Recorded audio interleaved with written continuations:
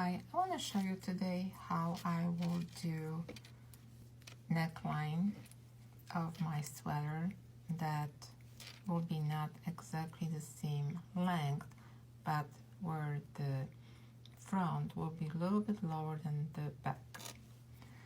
Right now I have 108 stitches and this will be raglan, so I separated here and I put markers.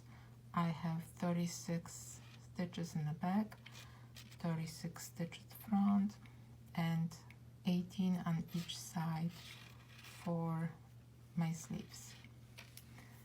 What I want to do now, I will be working around, but before I do all around, I put markers here every 4 stitches, and what I want to do is technique called Japanese short rows.